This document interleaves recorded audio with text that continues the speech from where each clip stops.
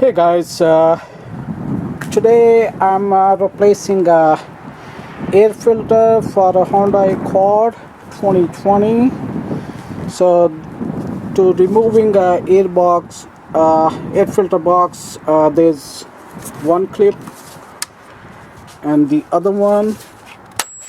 Then you have to lift and pull towards your, and you can lift the filter. Okay, so this is a filter, and I'll show you my filter. I brought the original Honda. So this is the original Honda.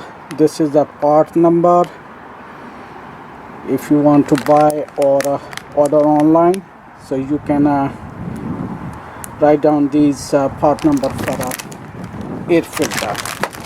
I recommend to have a original Honda filter, or if you want to buy aftermarket, make sure you buying a quality filter.